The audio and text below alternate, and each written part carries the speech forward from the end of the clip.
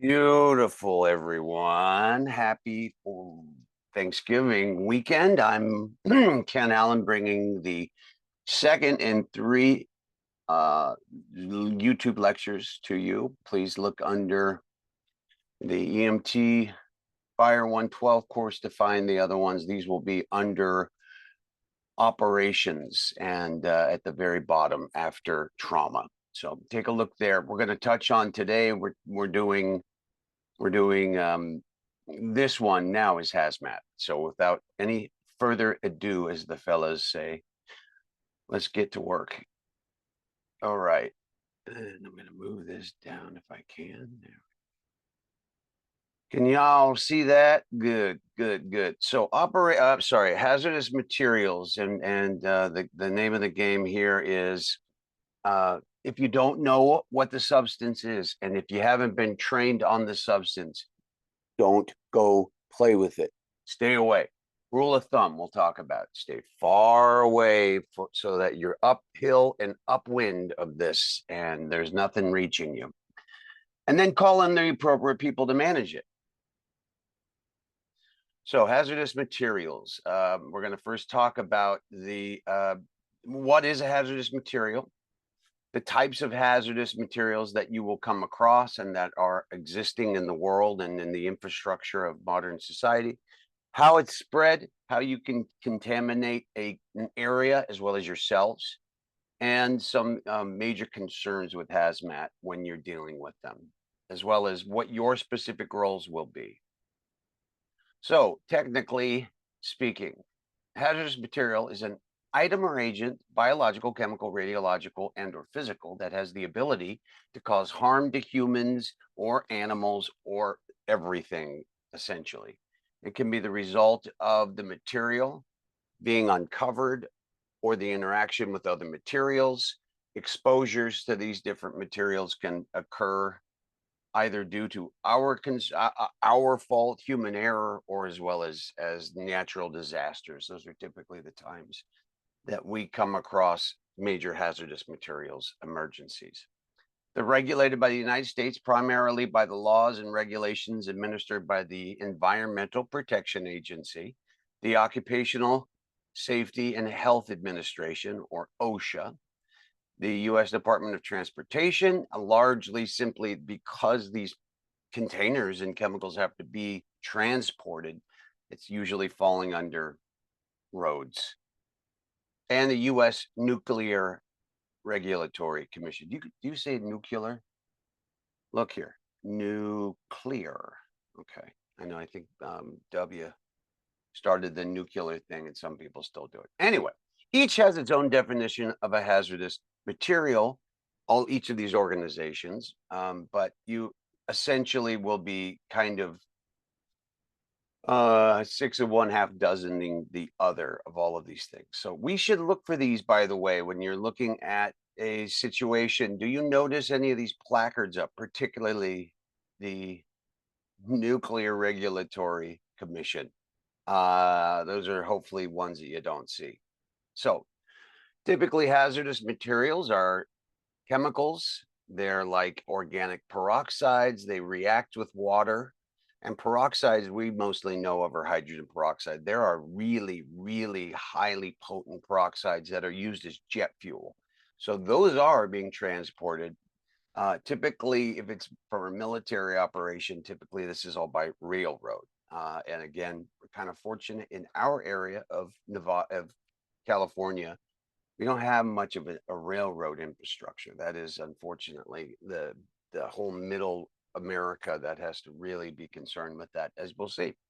Class 1 explosives, they explode either with the reaction of something, either heat or another chemical, even water, and oxygen's being delivered to it. That typically is what causes the explosion. Gas or explosive, caustic gases. Explosive means it detonates. Caustic means it's some kind of irritant. Flammable liquids, solids and gases, and oxidizing agents, which are explosives that essentially speed up the chemical reaction to cause the explosion. I'm trying to think of some right now off the top of my head. Water can be considered, I guess, a catalyst when you're adding that to the mixture of acids and bases together. It's a poor catalyst to think of, but in any case, we'll get to it. There's radioactive materials. There's class 2 gases that are pressurized in transport. This is what you might see of these compressed tanks. They're not like the gas tanks that we typically see. Anything that ignites with oxygen is considered a pyrophosphoricity. Oops. Okay, poisons and pesticides, organophosphates, like all of these insecticides, which, although these aren't good,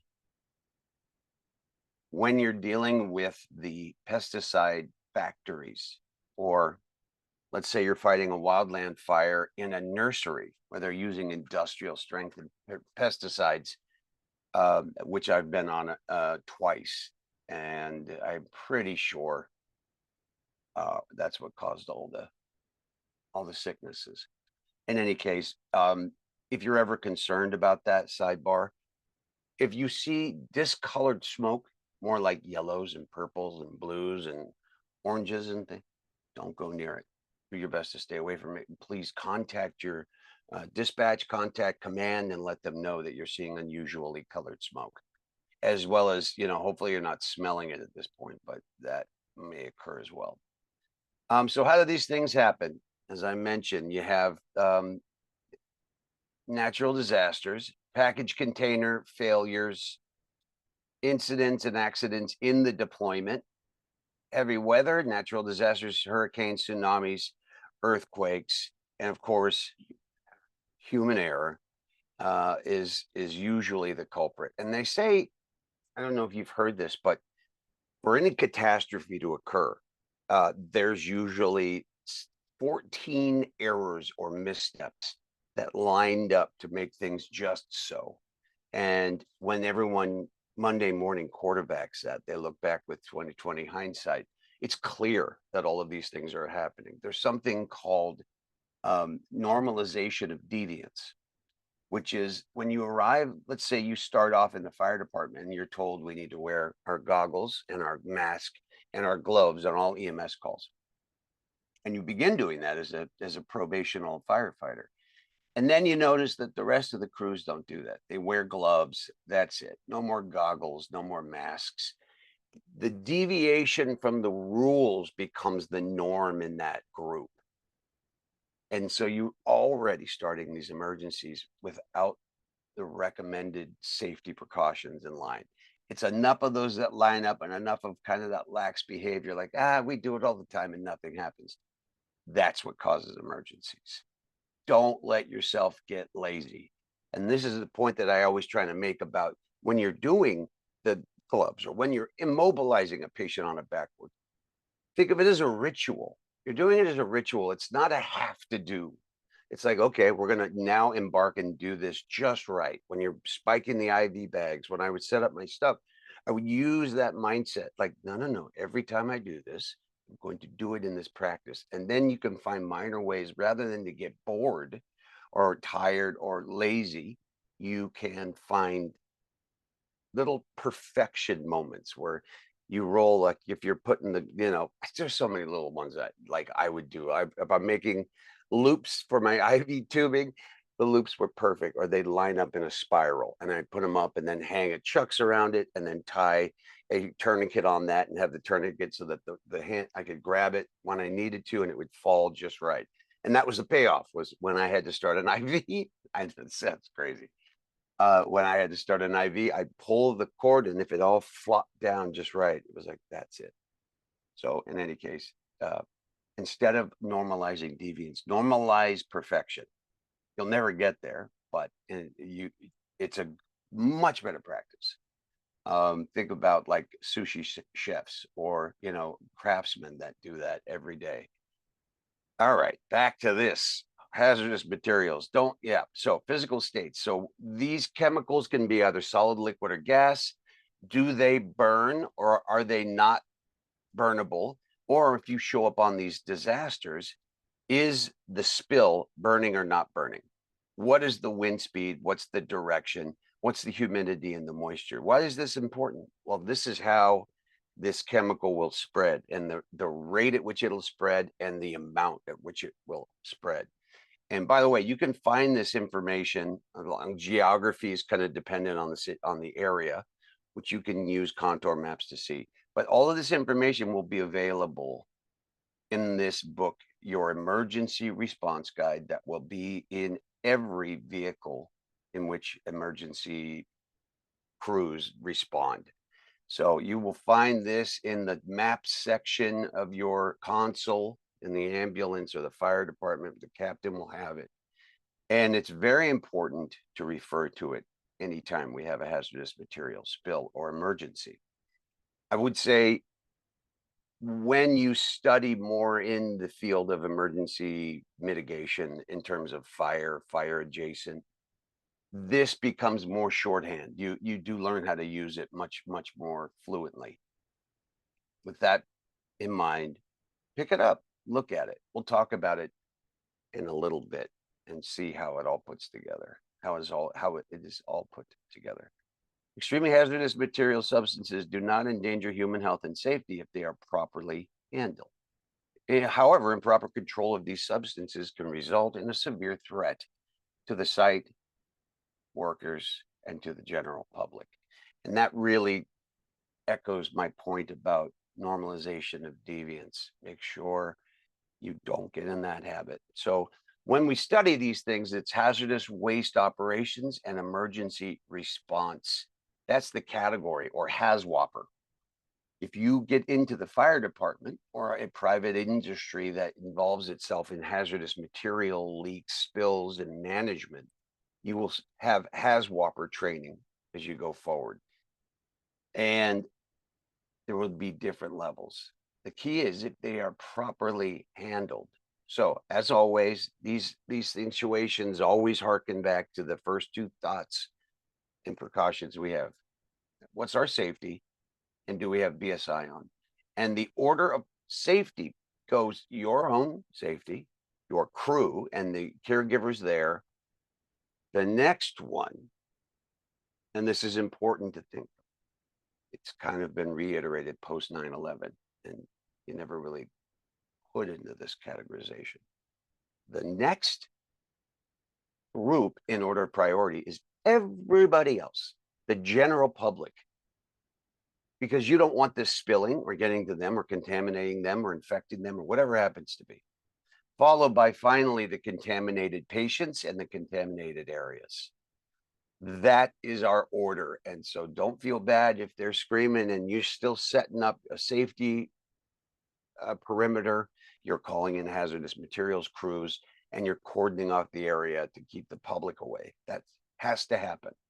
There's a rule of thumb, and that goes if you show up on a scene where there's some unknown chemical and some unknown stuff you see going on, people fainting, people vomiting blood, people beating each other up and looking like they're zombies, whatever happens to be, there's a rule of thumb that states, get in your ambulance, get far enough away from that scene and look out like this. And you put your thumb up, and if you can still see your scene around your thumb like that, you're too close. Get away. Uphill, upwind. Rule of thumb is you don't stop and park until it looks like this. You cover the whole scene up. There, you're far enough away. Until you actually have the proper HAZWOPER training. You got to be a proper HAZWOPER. Otherwise, you're the stopper.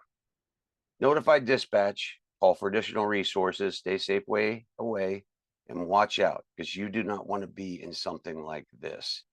This, I believe, is East Palestine, which we're going to talk about in a minute. So how do these things get shipped?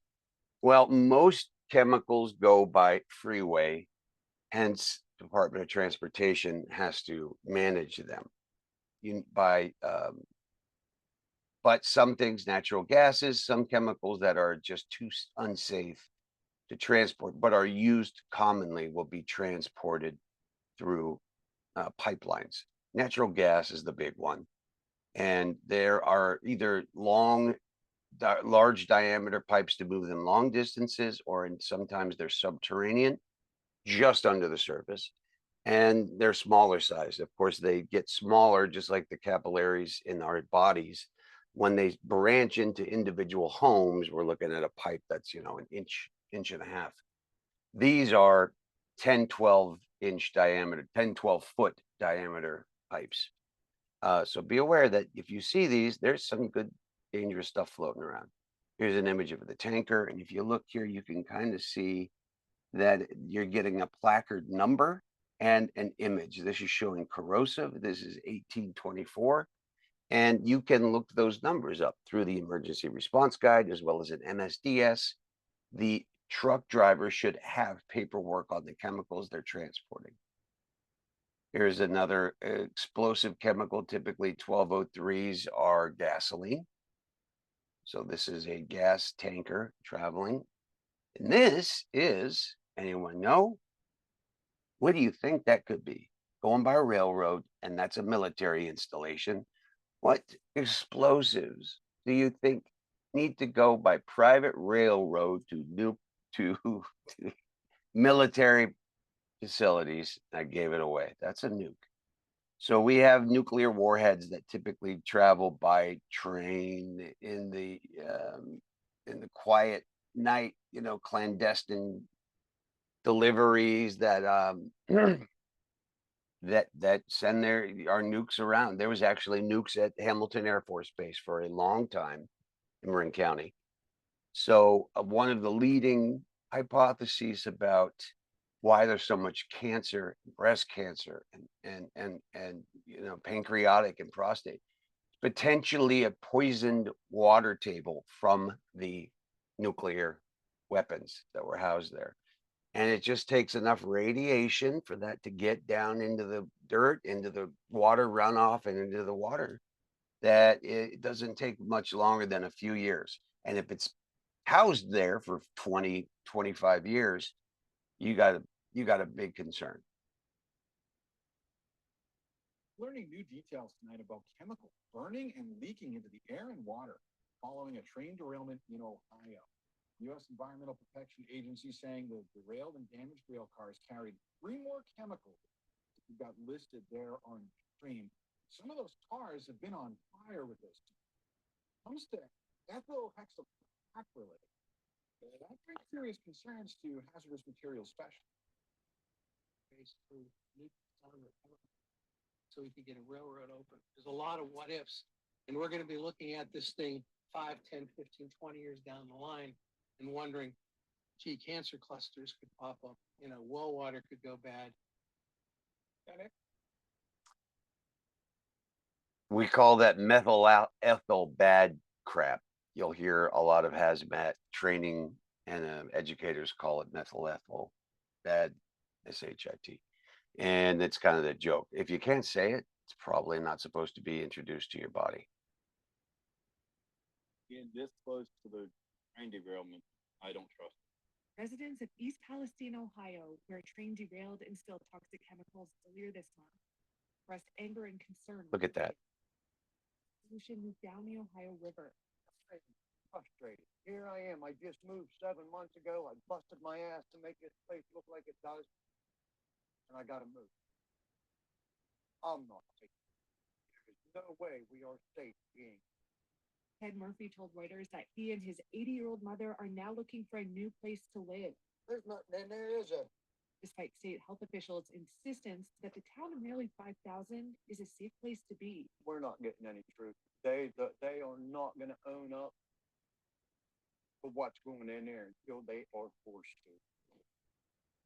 Ohio Governor Mike DeWine said Friday that pollution in the Ohio River, the source of drinking water for 5 million people, had now dissipated, and that state testing never showed that any contaminated water entered any municipal drinking system. Know that the science indicates that this water is safe, the air is safe. But we also know, very understandably, that residents of East Palestine are concerned. Deb Blair, a cashier at the Sparkle Market in East Palestine, says bottled water has been flying off the shelves. water is the big thing here right now. Everybody is wanting water. They don't want to drink the water. They don't want to give it to their animals. You know, this is worse than what everybody thought it was. And the people in town are afraid. The Biden administration said on Friday that it was sending more resources, including a team of medical personnel and toxicologists, to conduct public health testing and assessment. So be aware, we need to be more vigilant as emergency caregivers and report this properly through the right channels. When it comes to long-term management of these things, if you're thinking about the government being proactive, be very wary that they will give you the full story. It's basically, you know, everyone wants this chemical in the system or wants the government to manage these chemicals. Have you ever been to a DMV? Don't think that it's any different in these other organizations, unfortunately. That's my opinion. So if you know of a spill and there's people that are in danger or you think could be contaminated, go through the HAZMAT operation. Make sure you manage this at your expertise level and get experts there if you don't have that. But make sure you are formal with this and that you move through it formally, contacting the right authorities and pulling all of the necessary alarms. So what kinds of contaminations may we see? Well, there's one that's basically directly you touch the substance or inhale it or taste it, or somehow it becomes ingested into your mucosa or into your body. The other way would be by touching someone that has been contaminated. This is a major concern for EMTs. We will go into these calls and do our best to manage them. If it is a contamination situation, they have to be decontaminated, and you may or may not have the training to do that initial decontamination. Even after they've been contaminated and now you go to work on them, depending on the substance, like radiological matter, you're still going to be being contaminated from it. So make sure that you are ultra safe. And if you feel unsafe, you need to alert someone and let you know, because the secondary contact is a really bad. We know about how many illnesses do we as EMTs, excuse me, get exposed to, or the patients on our gurney, and we have that gurney and we don't clean it, and the next person that gets on, they're exposed to that substance too. If this is a hazardous material, a deadly hazardous material, you're exposing the rest of your patients through secondary contact as well as yourself. All right. And as they spoke about in Palestine, Ohio, yes, everything's cleared out, but what about the long-term issues? Initially, there are acute effects. Chlorine gas, for example, is a kind of mustard gas. They used that in World War I, and they would just bomb the trenches and have these doughboys, all of the soldiers would be breathing it in, and it's chlorine gas, and you're breathing it in, and it's eating away at your alveoli and your bronchioles and your bronchi. So initially, you're going to have shortness of breath, but that doesn't stop there. You're going to have long-term effects and scarification. You can get COPD, chronic obstructive pulmonary disease, from that kind of exposure. You bet if that stuff's on fire, you're going to also have major concerns and respiratory issues. Later down the road, COPD in the case of chlorine gas is very likely, depending on how long you were exposed and what was the potency of it, but also carcinogens. And you know that cancer is the second leading cause of death in the fire department. Everybody is about 2/3 of the firefighters will at one point in their career contract some kind of cancer. And if you don't catch it early enough, it could be a death sentence. So we're looking for these things. And that means also staying healthy and staying uncontaminated means being prophylactically safe, getting regular scans and assessing your body and listening to the minor signs and symptoms so that you don't miss those clues and only wind up finding out about your cancer when it's stage 4. You want to catch it any time before that. So there's acute and delayed effects. There's local effects, meaning where did this contact take place and what is the cells, what are the cell types that are affected by that hazardous material? Do you see things like itchiness, redness, bronchospasm, depending on what the chemical substance is? Is it smallpox, something like that? Is it chlorine gas exposure that causes bronchospasms? Is it a rash? Evaluate the patient like this based on our rule of nines to find out the localized area that's been infected on the skin. Go through that rule of nines where, heads 9, chest 9, abdomen 9, full back 18, arms 9 and 9, legs 18 and 18, genitals 1. Use that as a rough estimate for how much of the body is affected with rashes or hives or blisters. And then later on, what kind of systemic effects, or does it systemically there also show signs and symptoms from the exposure? Do you have sepsis, anaphylaxis? Is it something that causes immediate liver failure because it's a complete toxin to the kidneys or liver? Those things need to be assessed. Here's a kind of a quick look at like what we could see happening with emphysema or lung disease. That is a damaged lung. And of course, that probably is cancer, depending on where it is. It kind of looks like it's only on one side and damaged. You would think if it was something that was inhaled, it would be on both sides. But in that case, that looks to be cancerous. Here is a chlorine gas leak in Jordan. Put that down here, 2022. There's no sound, just so you know. Now look at the container floating in the back here. Uh-oh. You see that? Let's go back. Whoops, dropped it.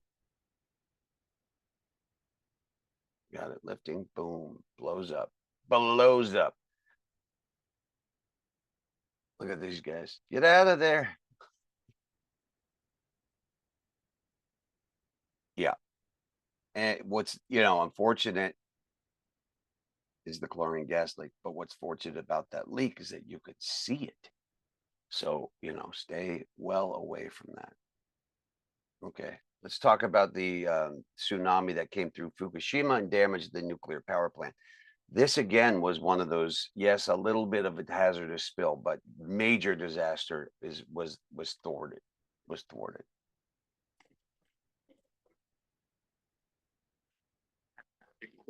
There's the power plant. This is the moment Japan's nuclear disaster began. A giant tsunami wave crashes into the Fukushima Daiichi power plant, seriously damaging the building's reactors. Crews have been fighting for a month to contain the world's most serious nuclear accident for 25 years. And now Hidehiko Nishiyama from Japan's Nuclear and Industrial Safety Agency has revealed new regulations that he hopes will prevent this sort of disaster ever happening again. For each nuclear reactor, there needs to be 2 backup diesel generators connected to or ready to be connected to the necessary power lines. And they must be ready to be used straight away. On Sunday, radioactive water will be discharged into the sea. Meanwhile, workers are investigating a possible leak from reactor number 3. And while Japan seeks to prevent future disasters, international concern is growing over the handling of the current nuclear crisis. Okay, so again, be very cautious of saying, the government's got it under control. We need to be the government. The government, it consists of us. So, whoops, that's not what I wanted to do. This is a special edition of Nightline. Radioactive inside Fukushima. Good evening and thanks for joining. Sorry, gang. Let me take you to one of them. All right. So, yeah, be aware of those things. Let's see, where are we at? Okay. Let's take a quick break and come back and speak a little bit more about that. I was going to say there are much higher regulatory regulatory governing agents and necessities in order for nuclear power plants to operate nowadays. I think that one was like 25 years old or something, but we may, because of the idea of alternative fuel, and we'll see how the world goes, but there is also a big push towards small nuclear facilities. I'm talking little small, what would you call that? Modular nuclear boilers that could be dropped off in remote places like Antarctica or in, the jungle where there's absolutely no power, and that thing could operate and run like a mining village, or it could run a military base. And there are people looking into this, right? And I think PG&E is doing something with these ideas. They're looking at having these little autonomous nuclear facilities that have a great deal of safety built into them. That being said, I mean, we need some other things in the world to change, I think, before that we set up one little nuclear plant for every town across America. All right, let's take a quick break. Come right back. Hey, all right. I'm glad we got our chance to go decon our bodies. Take a break, breathe a little bit. We're going to do the second third of this, starting on levels of training and work our way through until we get to decontamination procedures. So the first level, which is already, you're going to be beyond it by the end of this class, is the EMS fire adjacent companies, dock workers, truck drivers, PG&E. And then we have first responder, which is us, and maybe a little bit more. If we get one little bit more level of training, you'll be the second one after this. But essentially, it means that we can do patient care once the patient has been taken out of the contaminated zone, out of the hot zone, and they've been deconned. We can then go and work on them in what is colloquially called the cold zone. It's not the hot or warm zone, it's the cold zone. It is the safe area. This is people untrained in most or have a basic HAZMAT course that is given to everyone during EMT. There could be hazardous materials technicians, and these are, the example would be firefighters that work in a hazmat crew. We usually, any large fire department or one fire department in an area of many small ones will be a hazardous materials trained crew or apparatus. And so that's a hazmat truck. Oftentimes it could be something like a rescue truck. It's got a bunch of specific equipment, but along with that extra equipment, the crews have to go through a series of HAZWOPER courses to learn how to use the material, the equipment, the gear, and the procedures in managing all of those things. So that would be, we would be first responder operations level. The next step up would be if you worked in a hazardous materials fire station or you want a hazmat crew, you'd be a hazardous materials technician, which allows you not only to work in the cold zones, but also in the warm and the hot zone, which means you would be someone theoretically going in with level A and B and C suits, triaging, getting people out of that contamination zone through decontamination corridor, hosing them off. You could be one of the crew members in charge of deconning them as they leave the hot zone through the warm zone, or you could be the one working on the crews in the cold zone too. But probably once you get this training, you're going to be utilized in the most effective means that you can. So these would be your fire specialty crews. Then there's a hazardous materials specialist, usually a captain of a hazmat or a chief that has hazardous materials training, is in a crew or in a battalion that has the hazardous materials station. You're able to do all zone movement. You're able to manage and conduct all of the operations.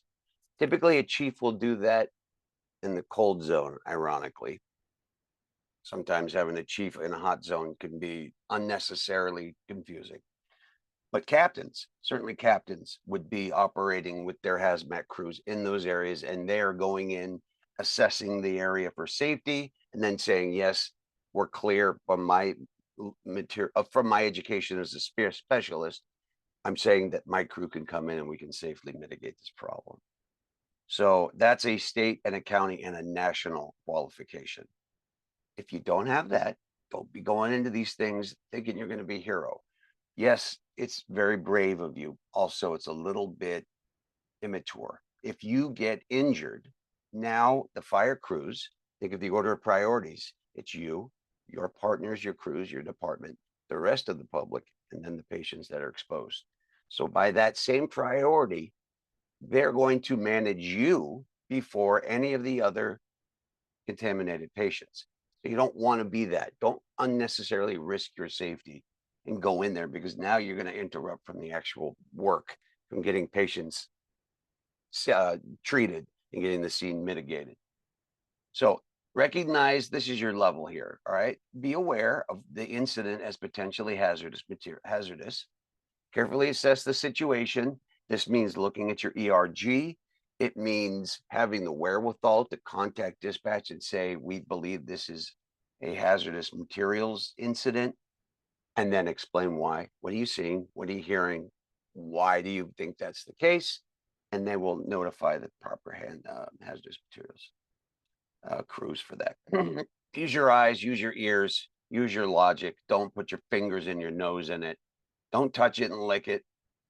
As the EMT, recognize and identify the hazardous material. Look it up in the ERG. Notify the chain of command. Get out of there. Get yourself and the public away from the hazardous materials. And we will talk about this when you become a firefighter. There are ideas like shelter the people in place. If you can't evacuate them, and let's say it is a gas, then you tell them to shelter in place. You put them in their room, in their homes, tell them to turn off the HVAC, put towels, damp towels around the door jambs, all of the openings to the outside, and they wait it out for a number of hours to days inside.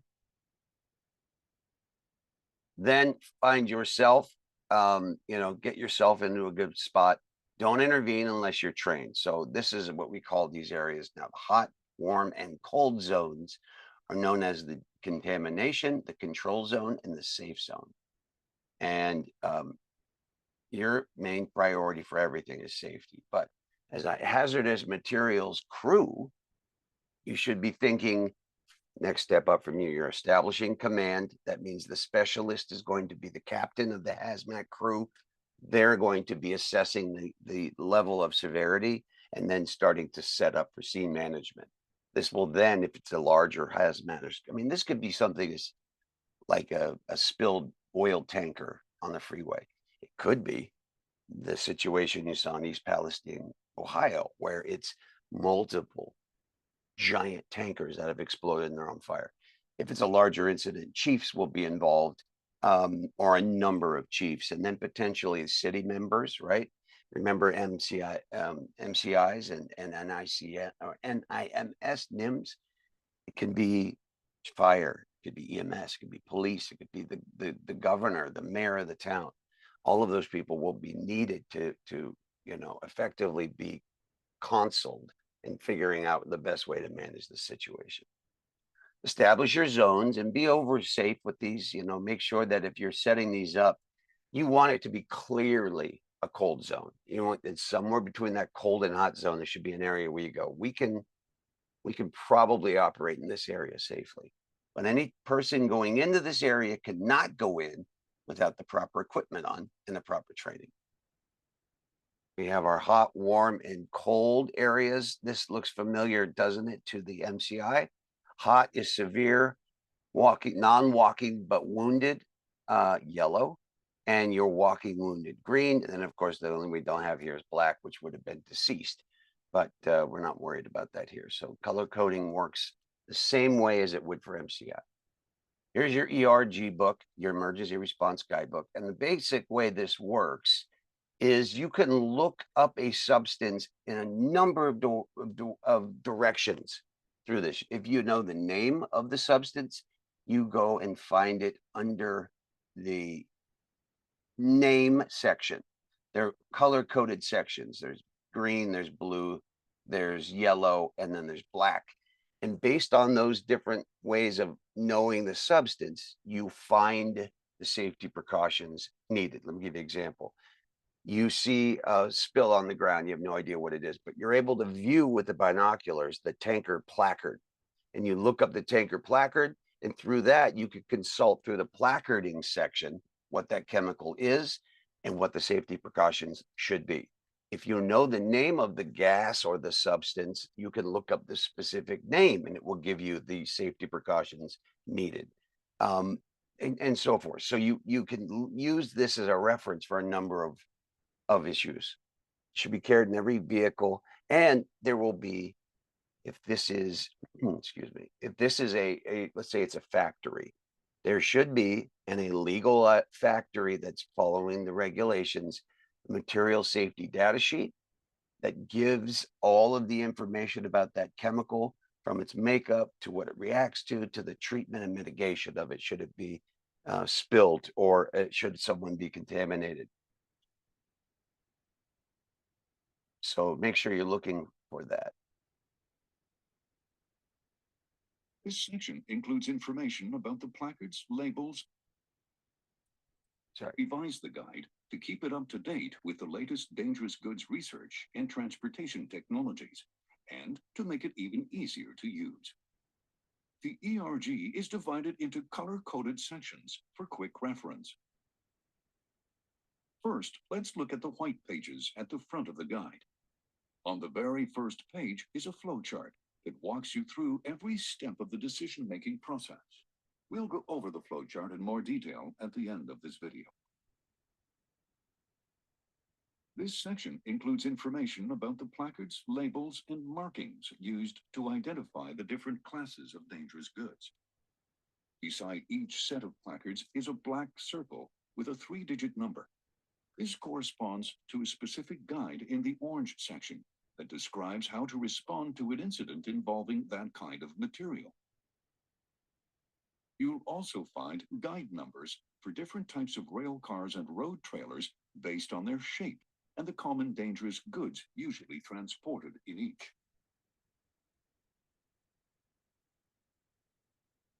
If you know the material's 4-digit UN number, also known as its ID number, start with the yellow pages. Here, dangerous goods are listed in numerical order by UN number, followed by a 3-digit number corresponding to a guide in the orange pages. If an entry is highlighted in green, you may need to refer to the green pages for the initial isolation and protective action distances. The blue pages work the same way, but the dangerous goods are listed alphabetically by name rather than UN number. Watch for any guide numbers followed by a P. This means the material may undergo violent polymerization if heated or contaminated, which could cause its container to rupture or explode. The orange pages are the most important in the ERG.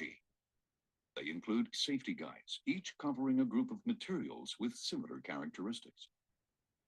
Here you will find details on potential hazards and health risks, public safety measures such as immediate isolation and evacuation distances, and emergency response actions to be taken in case of a fire or spill. When a Canadian flag appears at the bottom of a page, Canadian responders should take note. It means an emergency response assistance plan may be required for the dangerous goods involved. For any materials highlighted in green in the yellow and blue pages, the tables in the green section provide more detailed initial isolation and protective action distances. Table 1 gives recommended distances for downwind, day, and night conditions for both small and large spills. Table 2 lists dangerous goods that produce large amounts of toxic gases when spilled in water and identifies the gases produced. For large spills of the 6 most common toxic inhalation hazard gases, Table 3 gives recommended isolation and protective distances based on container type and wind speed.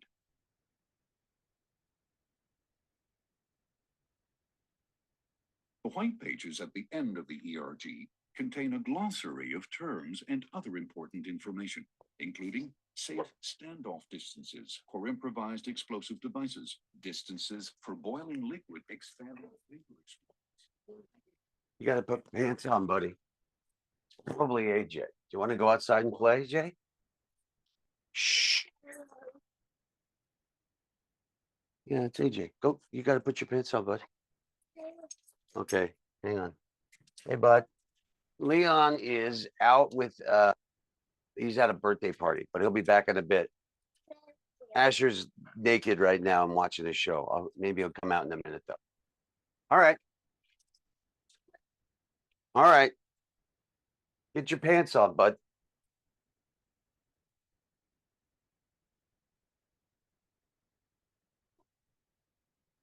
Come here. Come here, bud. Want to put your pants on? You don't have to go out right now, but let's get your pants on. Come on.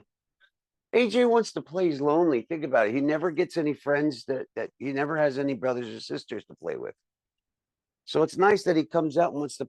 It's nice that he comes over here asking for you guys. It's really cool.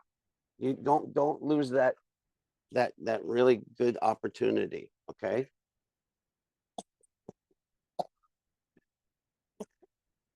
You and your no pants. I swear to.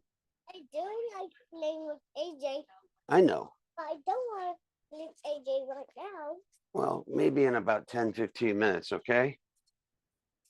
Sure you can. You can't get up? Okay. You're not going to watch TV much longer than this, okay? I'm outside, I'm working on something in here. I'm doing a lecture, but you can't stay in the house all day.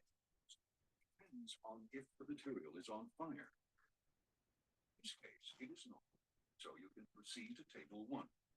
If it was, you would first check guide 124 for fire and evacuation details. You see that the list from UN 1017 has a note saying to check table 3. In this case, the initial isolation distance is suggested at 1,000 meters. Protective distances are then determined by the time of day and wind speed at your location. Don't forget to consult Guide 124 for more general information on potential hazards and emergency response measures. But what if you don't know either the name or the UN number when you arrive on the scene? This is all you need to know. The only thing you can see on the rail car is a white placard with a skull above the number 2. In this case, go to pages 8 and 9 and find your placard among the illustrations. For this one, you'd go to Guide 123 for instruction. These guides can help you determine the best course of action until you can get the exact UN number or name of the material. No matter the situation, never rush in. As a first responder, safety is your primary goal. With the ERG by your side, you have everything you need to quickly make the right decisions to protect both yourself and the public. For more information on how to get your copy of the Emergency Response Guidebook, Oh, look at that, of course. visit Canatech's website today. A mobile app is also available for Apple and Android devices. Oh, great. All right. And of course, if you don't know whatever the color or you don't know anything, go to page 111. Here's an example of the different placards. They're diamond shaped, they're color coded, they have a UN number, they have symbols. You know, pay attention to these things. You don't have to be great at this, but if you're on the freeway and you see the placard, go, oh yeah, let's look at that ERG book. Don't be intimidated by it the same way that you're not intimidated by the EMT book. Pick it up and go, how does this thing work again? You're going to figure it out just by playing with it. And I will say one more thing about this. If you are working with a chief, a lot of times as a probie, you don't get to fight the fire. They need an additional firefighter to walk around with one of the chiefs, one of the ICs, managing 2 radios. And you're there to kind of just shadow and make sure that they don't miss any communication chatter that's for them. Listen to what they're doing. Hear what he's saying. And if there's a moment I mean, you got to feel it out, but like ask questions. Those are some of the best opportunities you can get as a newbie is, yeah, you're not fighting the fire, bummer, but guess what? You're with the main controller of the whole process. And you'll learn so much just by watching and shadowing. And if needed, ask questions. Or you go home after that and you're like, hey, Cap, why would the chief have done this versus that? And with a great crew, they'll be able to explain this is why. Good catch. I didn't, you caught that too. The reason why he brought that crew instead of that one is because they weren't specialized training, but this crew was, even though they were further away, something like that. Don't overlook that every single call you go on, every single call is an opportunity to learn something cool. And I always say you're on the medical call and you're like, we haven't gotten any fires yet, but you're an apartment complex and you realize it's the same format as all the other apartments in that area. Good to know, because that blueprint will be necessary to know when you're in a fire and the smoke's down by you're crawling and it's down at your eye level on the ground, 3 inches off the ground. You better know where the stairs are, so you can get up to the second story where the family sleeps. And if it's a kitchen fire, how to crawl into the kitchen. You learn that. You're working on an old lady that dislocated her toe, but while you're there, you can be inputting information for major catastrophes and emergencies. Don't overlook that stuff. Next time you're in a supermarket, there have been firefighters that died because they couldn't find their way out of a supermarket. So look at what that looks like and see if you could find other areas to get out of the supermarket. Don't look at the cash registers, but where are the other spots? Is there any rhyme or reason to it? Very, very interesting when you start taking the world apart in terms of emergency management. It's a very different, but is equally as sensible a world. And the more you study that, the more you'll see ways out, ways around, ways through. Anyway, let's get back to it. Okay. Where is it?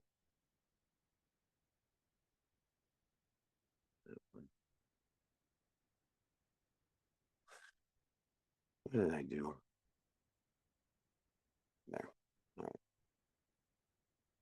So you got your placards, you got your UN numbers, so forth. There's then different ways of looking up the hazard classes 1 through 9.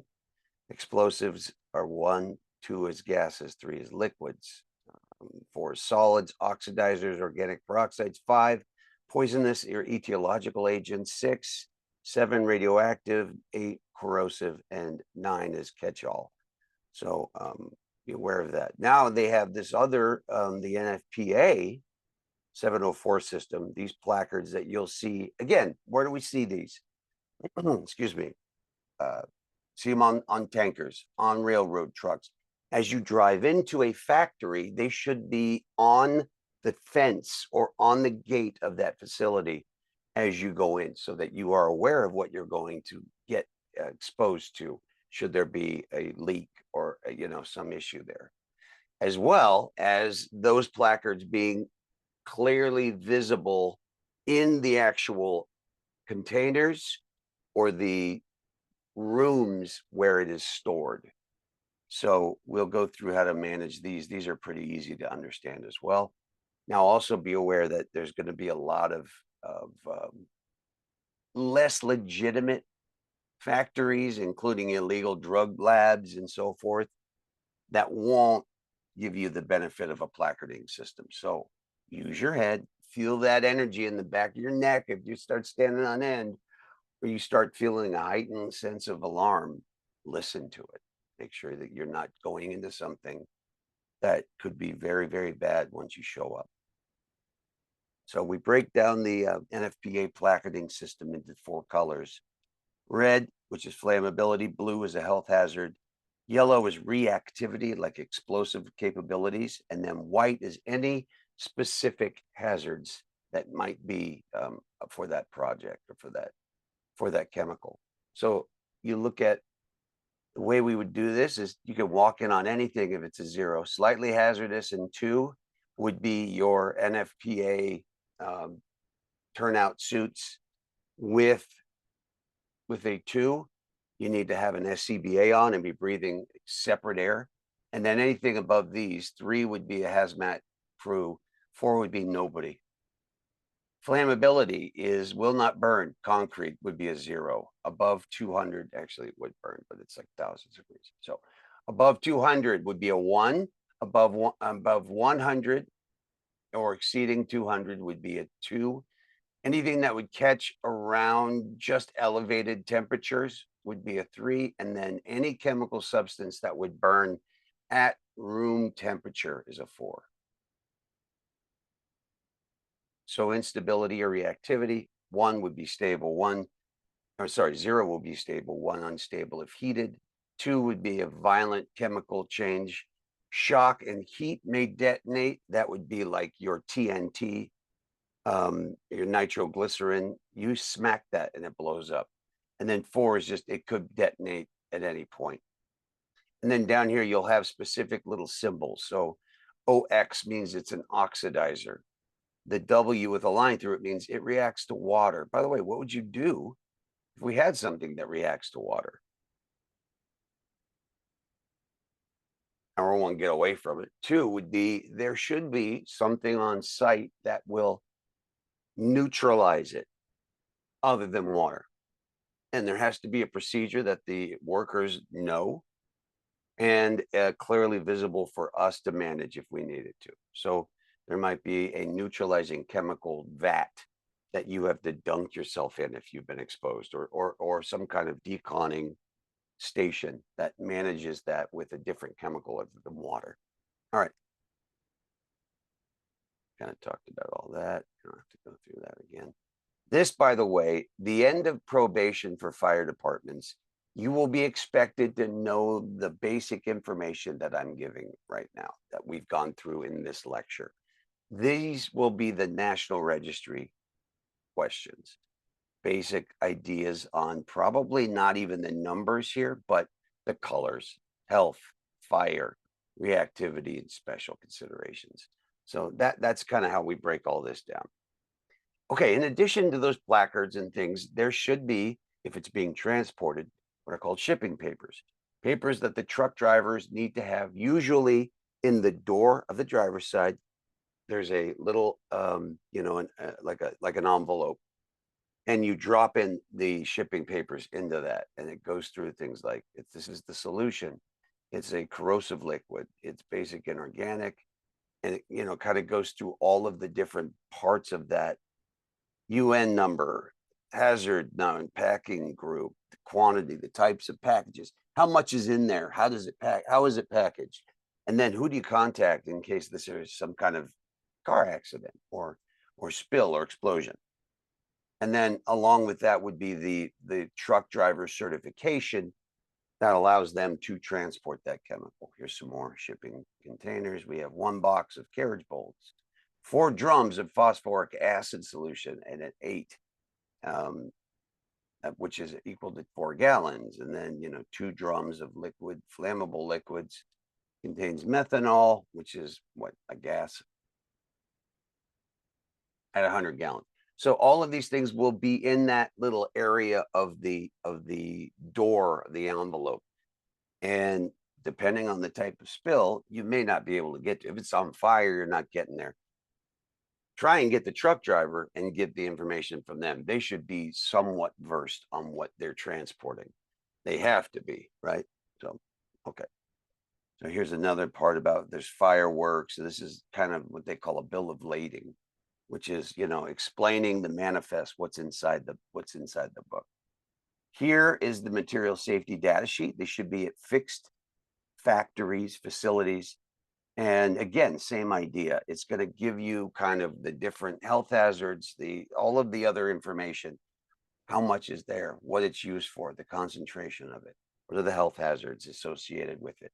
If there is an issue that occurs where there's a spill or a contamination, how is that managed? So dirty bomb, if you don't know, is a radioactive particulate or shrapnel, I guess would be the equal term for it, would be what gets exploded out when there's a detonation. It's not a nuclear explosion. It's radioactive nuclear substances that are radioactive, that are unstable, that cause things like cancers and sicknesses and things. But it's under a conventional explosive detonation.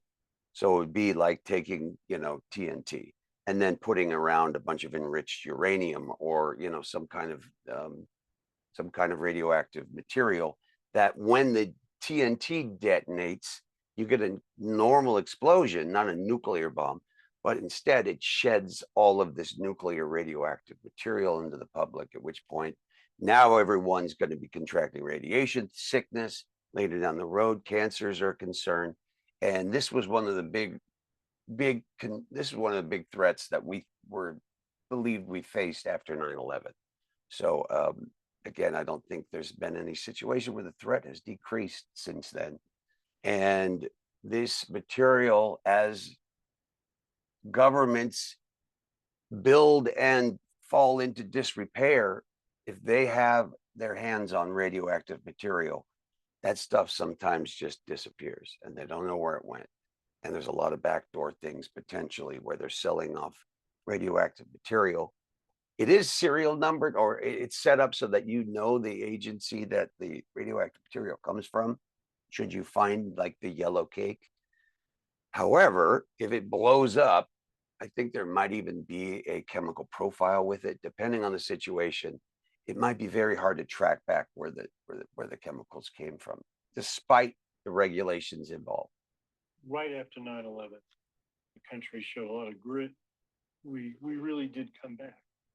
For the last 9 days, the entire world has seen for itself the state of our union, and it is strong. But democracies are very good at going after yesterday's threats and yesterday's wars and not in dealing with long-term threats that haven't made the headlines yet. A not so obvious threat that I identified in the article is the threat of a so-called dirty bomb. The reason it's such an insidious threat is that a dirty bomb is actually all about fear. You take some radiological material that you can get in a hospital and mix it with a conventional bomb, just any kind of conventional explosive, and you set it off in, God forbid, the center of Washington. The radiation levels will be such that they're the equivalent of a Superfund site. It'll paralyze that whole community. There really isn't a great defense against a dirty bomb because explosive material is available, and unfortunately, the security precautions being taken for even this radiological material are not yet strong enough. This is going to happen sooner or later. Unlike a lot of things that are really scary, there is something we can do about it. The best defense is simply arming people with the facts beforehand. If you release that kind of a device near the Library of Congress in Washington, the radiation levels in the District of Columbia would increase by enough that one person per 10,000 people over the next 10 years would die of cancer. It sounds pretty horrible. Obviously, we should evacuate Washington. We'll do the math. One person dying for each of 10,000 people in a city of 500,000 people is 50 people dying. Now, you could save 50 people from dying of cancer if you just went into an office building on K Street and told people to quit smoking. If I say Superfund site, that sounds awful, we should get out of town. If I say 50 people and put it in perspective, it's not. The problem is no one, not in the Bush administration or President Bush, not in the Obama administration or President Obama, has ever had a discussion with the American people like the one I just tried to have with you, where you explain that a dirty bomb sounds really scary, but it doesn't kill very many people. If you try to have that discussion after the bomb goes off, and the president got on the same as if 50 more people got cancer out of the whole city of Washington, don't worry about it. Imagine what Donald Trump would do with it. Imagine what any candidate do. So you're soft pedaling terrorism, you're weak, you're throwing in the towel. We've got to clear out of Washington. We can spare no life. We must do this. What this illustrates is that in a democracy, we react even to things as serious as the threat of terror based on what's in the headlines and based on what people are talking about. After the bomb goes off, there'll be a presidential commission saying, why weren't we doing this? We knew this. And the presidential commission will recommend that we do this, this, and that, and we will instantly do it. And then we'll ignore some other threat.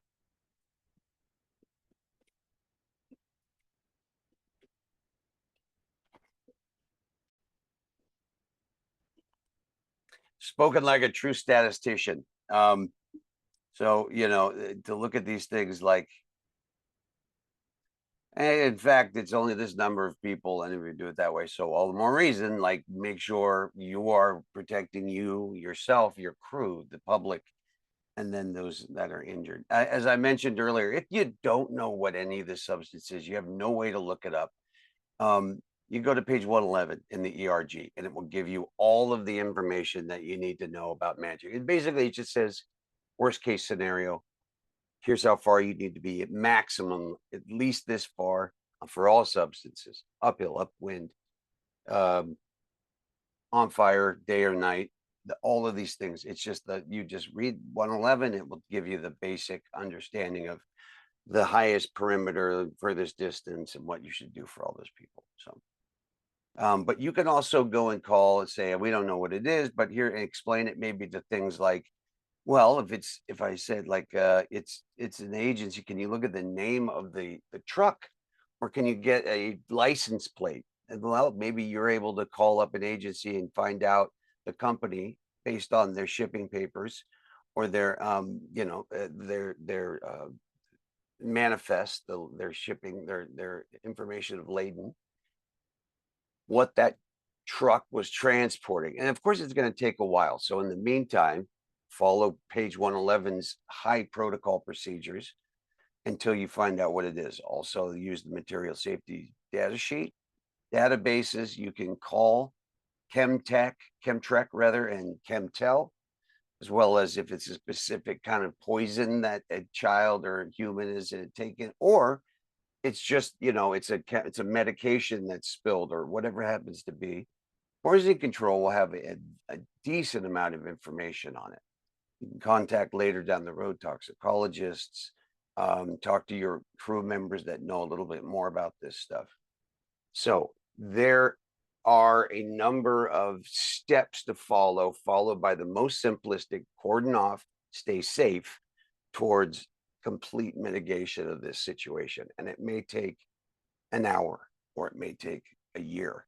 It just depends on what the substance is and how deeply we need to delve into all of these other little factors.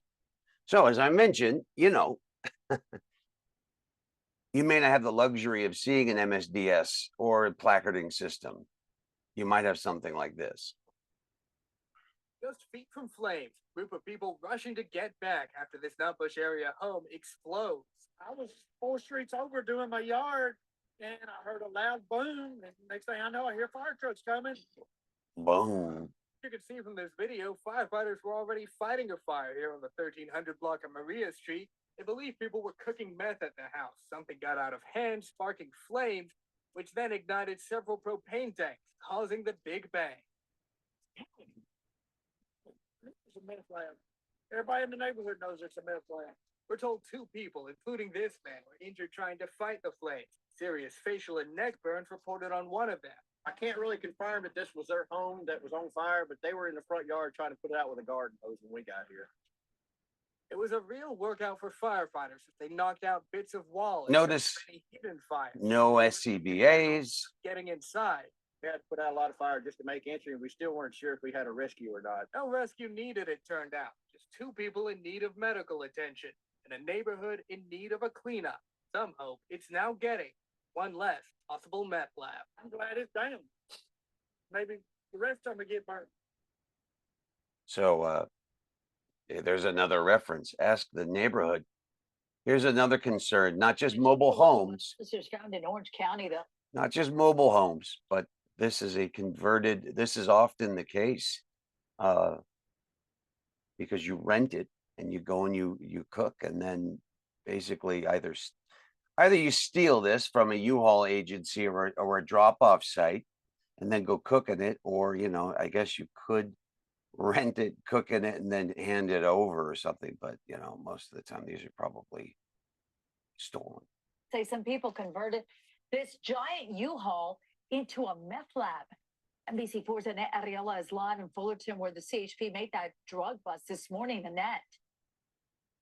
Hey there, good morning, Michelle, Adrian. Hello, everybody. Yeah, that truck is still out here parked a couple hundred feet behind us. You see a lot of activity, some firefighters out here getting ready to make their way out to that truck, assess the chemicals that are inside that vehicle. We're talking about the 91 freeway here, right off of Brookhurst. That is where all of this is happening, where the vehicle remains parked. The area still roped off as police continue their investigation. And this all started when CHP officers pulled that U-Haul over for a traffic stop around 1:14 this morning. The officers noticed some liquid leaking from the truck.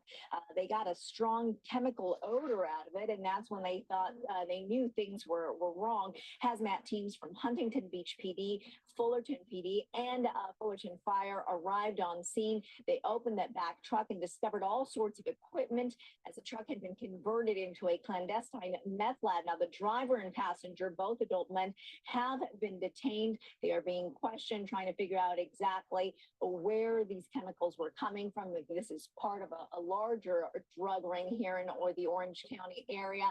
In the meantime, the big concern and the focus is trying to get all of those chemicals, all of the ingredients that are inside of that truck out safely. Coming back out here live, you see these individuals Looks like here with going back in by some officers, as well as they're getting ready to again approach the vehicle, approach that U-Haul truck, trying to get all of those chemicals out safely.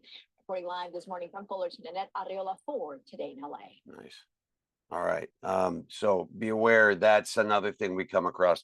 That, as well as well, it could be suicides. A lot of times people will do that by caustic ingestion of stuff, not just carbon monoxide, not just car fumes, but making sodium hydrogen sulfide, or making some kind of cyanide and mixing it. And you go in to just kind of clean up after the suicide, and you end up being exposed to those things. So always be, you know, I don't know how many times I have to say it, but be prepared. All right. How do you prepare? Well, we have, depending on your level of training, the level of the level of suit that are going to be, that is required to manage that. There's your level A, there's your B. That's a C. Note the difference in the clothing permeability and the seals, and the fact that this is now filtered air than contained air. And of course, D, which is, you know, your regular cleaning up around a garage shop. Let's talk about the non-permeable stuff. This is about the highest level we go. There might even be one with the foil on it to manage high temperature fires, but also can protect yourself entirely. The level A suit. This is the highest splash and respiratory protection you can get. The air in this case is because they're wearing SCBAs. They have a backpack on, you can't see it. However, if this were a medical facility, oftentimes they have an umbilicus, an air tube that connects to their suit and is pumping air and running air continually through there. But regardless, it is its own separate air supply. Fully encapsulating. The level B is very similar, except you do have some areas where there's an, you know, kind of a less secure seal. There's still full respiratory protection. You're still wearing an SCBA, but note that the SCBA is on outside the suit. So this is something that you're not worried about it getting into the actual fabric in the container. It's not encapsulating, but it's chemically resistant. Then you have the non-permeable, or those are the non-permeable. The big thing to consider with non-permeable is because it holds on to sweat and heat, it's non-breathable, and people can overheat very, very quickly. particularly on hot days, outdoors. People are going to cook inside. It's basically like steaming the cruise. So the risk of heat exhaustion, heat stroke are high. Please like give oxygen. You're going to have to set up, aside from a decon station, where the people coming out of the hot zone will be deconned and maybe taking clothing off. That's a decontamination area or corridor. After that, though, they have to go to rehab and make sure that they get rehydrated, they get oxygen, they get some ice cold packs, and they just get a chance to decompress, slow down, drop their body temp, take off shirts. One of the major cool things I've seen done, or on a hot wildland fire heat wave day, they brought in out of service buses with AC. And when you were done fighting the fire in the 100-degree heat, you came out and you went into one of these fully enclosed city buses, and the whole rehab units were in there. There's an ambulance crew that's doing blood pressures, checking you on the monitor, giving you water, letting you lay down and kind of just catch your breath. Great idea. Here are your C's. These are permeable suits. So this is what we were doing for COVID. Tyvek suit, gloves with gauntlets. So there is an overlap. A gauntlet is that thing you put your thumb through, and then you put gloves over that so that you have contained hands. If you were working on patients, we would do gloves, rubber gloves, not those gauntlets. And then depending, you have some kind of boot that you strap in that is not your own suit. Instead of an SCBA, you have a respirator, and you can see here that this is the yellow. This is the filtration on this is so tiny, it's a varicidal. So it's basically able to stop viruses from being inhaled, as well as bacteria and fungi. You still have your own hand protection and so forth. Level D is basically what you wear around the shop. No breathing protection. You have a particulate. This is actually an N95. That's pretty good. It's better than a particulate mask. It's going to stop ideally 99% of what you're exposed to. With COVID, I had to wear this if we were doing any airway management with an OPA, bag valve mask, intubation. You were required to have your own separate respirator. Other than that, the rest of the crew could have an N95 on. And of course, this is, you got to be fully shaved so that you doesn't conceal correctly. So we would use these for working on the fire engine or the truck. If we had something going, or, we're working on blowing the garage out, or if we're leaf blowing the outside environment, cleaning up our station. Of course, the level of protection depends on the chemical. So here's a quick rundown on the level A suit. The closest I came as a non-hazmat crew to dealing with this and wearing something, it was a level B, essentially. What was when we had not COVID, but Ebola, when we had the Ebola scare a few years before the COVID. In any case, this takes a little bit of work, and you're trained in this when you become qualified.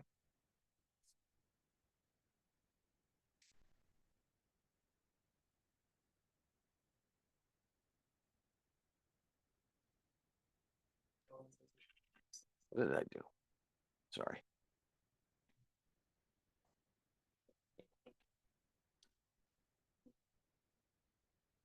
Try to shortcut, see what happens. Shortcuts don't work, gang. Before donning a level A or B encapsulated suit, all wearers must have received appropriate pre-entry physical exams, such as pulse rate, blood pressure, and temperature, before donning the suit. Be sure to inspect the suit for any damage, such as scrapes, tears, discoloration, or other inconsistencies. If the suit is new, remove the duct tape from inside the suit. Apply anti-fogging wipe to visor. Begin by inserting feet without shoes or boots into suit. It's best to have a helper assist when you don the suit. Sitting on a no-back stool or bench is recommended. Put on appropriate chemical protective boots. Leave slack in toes of socks for wearing comfort. Put on outer boot covers if required. Pull garments' boot flaps down over boots. Stand up and wiggle toes. Take a few steps, then sit back down. Pull suit up to your waist and secure interior suit belt if provided. Put on your SCBA pack only. Do not connect or turn on breathing air supply yet. They mean don't connect to your mask. SCBA tank airflow is turned on and gauges are in agreement per the manufacturer's instructions. Put on respirator face piece, ensuring a solid fit. Again, do not connect or turn on breathing supply yet. Put on inner gloves if required. Stand up and reach both arms up. Then pull upper part of suit over your head. Reach arm into suit down to the glove. Those If gloves. your team is ready to go, attach breathing air supply and begin breathing through your SCBA. And those gloves are stitched into the suit. By closing the zipper and secure all storm flaps. Check for range of motion and your mobility inside the suit. Proceed when your team is ready for entry. Very cool. So that takes how long before you even get in? Now, taking it off, it's a whole other animal.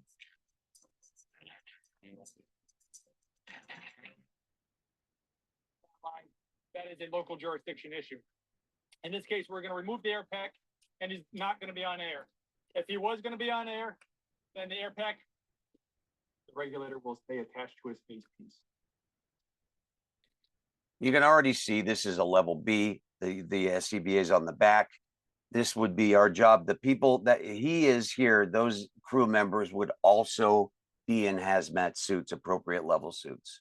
And this air pack would then either be sitting on a stool or being held by an additional decon team.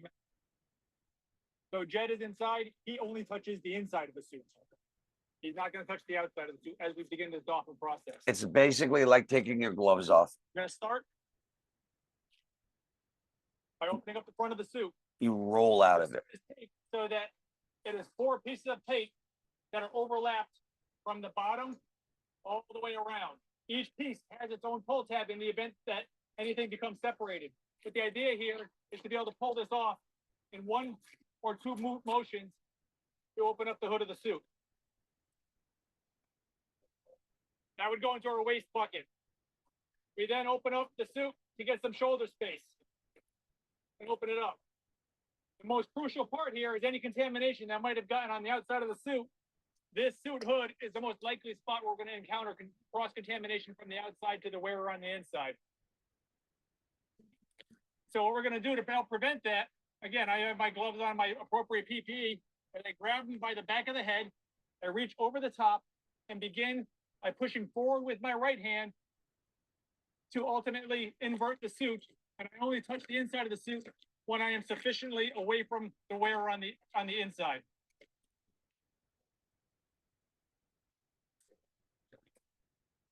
Continuing this process down, we remove one shoulder.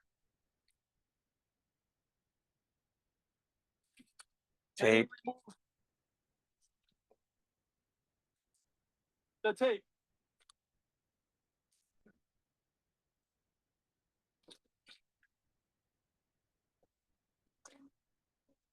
I'm going to loosen the glove and not fully remove it. Jed on the inside is going to communicate with me and give me a nod and speak and say when his hand is free of the suit. We're going to bring, we have this off the shoulder. We're going to bring this suit fabric down. His hand is going to disappear inside of the suit. Are you set? At which point I can then remove the glove. He still has his inner nitro gloves on in the event that something were to snag, and he has the ability to still protect himself in the area where it's most likely going to happen. We go to the other side and repeat the process.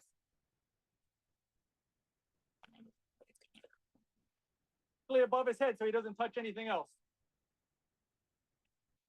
Same fashion here.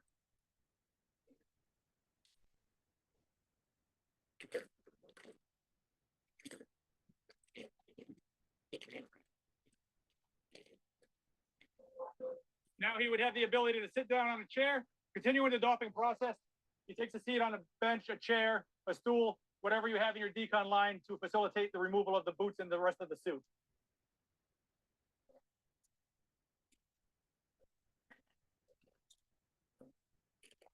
In your decon line, reusable garments should generally go in one section and your disposable garments in another. Your decon team members are being mindful not to kneel while they're operating in the decon line to protect the suit that they would be wearing. Good point. We're going to bring this suit down, and our entry team guy is going to stand up in the suit and push the suit down with his feet and make sure his feet are free. It's got good ASMR. He would be free to step into the edge of the decon line, would be set right here. He would step into the cold zone. Next move, because he was in a level B suit, he's going to remove his face piece while he's still wearing his inner nitrile gloves and put that into the decon line in the reusable section. His gloves will then be pulled off and then dropped into the waste receptacle for the non-reusable materials. At this point, he should then go wash his hands and his face and preferably shower if the facilities are on scene. Thank you for watching another episode of Fire Engineering Training Minutes. I want to thank the Guilford Fire Department HAZMAT technicians for assisting in this. Stay safe. All right. So the idea there is clearly you're rolling things off like you do the gloves, and a lot of times, depending on the level of contaminability or the severity of the chemical or agent, there may be like basically wading pools set up where you climb in and then you get hosed down. They'll set up fire trucks with their water pipes and the hose line across the ladders, and you'll just get basically washed down like a circus elephant and get moving. Let's see about this PPE. How long is this? We can go through this really quick.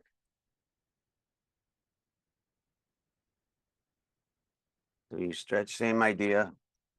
Put your legs into the coveralls. This was, as I said, initially in COVID, we were wearing Tyvek suits without the rubber boots.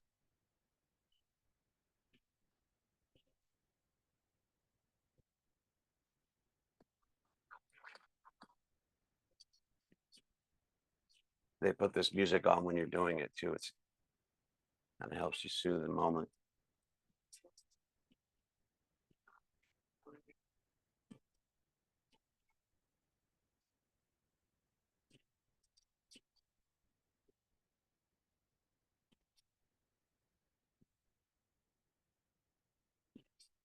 Now you may, from this point, I don't remember if they do, but you may tape around the gloves and the sleeve, or tape around the boots and the pant leg.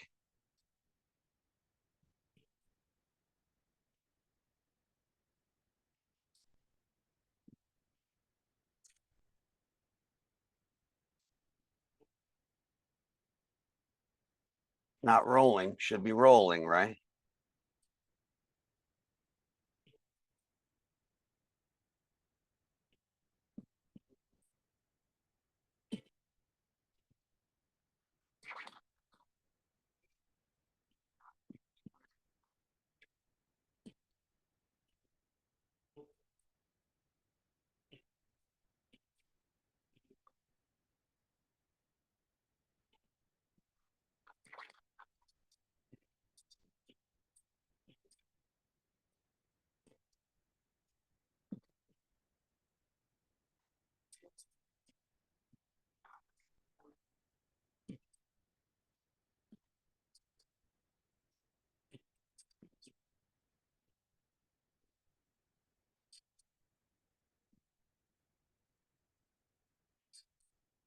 All right.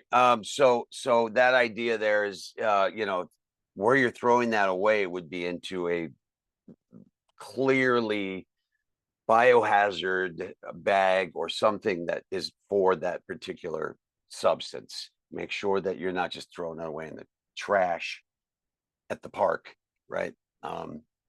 Even your regular gloves don't do that. Here's typically what you would see. You're going to have in this area, the hot zone where there's people contaminated, there will be a decontamination corridor right here, or a contamination reduction corridor. where there will be hazmat crews set up through here that are in the warm zone. Hot, warm, cold. Cold zones can be other fire crews or EMS crews, ambulance agencies, and so forth. And there's the chief hanging out back here, kind of on a whiteboard, writing down what's going on, who's doing what. These two, and these hazardous materials trucks, these are all trucks. These are engines and apparatus of some kind. They may have the hose lines over the top here, and they have a series of buckets, and you're just cleaning people off as they get out. You're bringing patients out as you get them. You're then putting them over into these treatment areas, managing them. They should be decontaminated by the time they get to the cold zone. And from there, theoretically, they're going to the hospital, ERs, or they're going to a separate tent for there to isolate them out or what have you. That's the technique here. Where would we be? Here. You would be in the cold safe zone, maybe working on patients or talking with the chief over here. Once you start for an ambulance fire department, you'd still be in the cold zone unless you start becoming a hazmat trained crew. Then you would be operating somewhere in the warm zone and potentially in the hot zone. Here's a quick look of what it looks like inside these areas.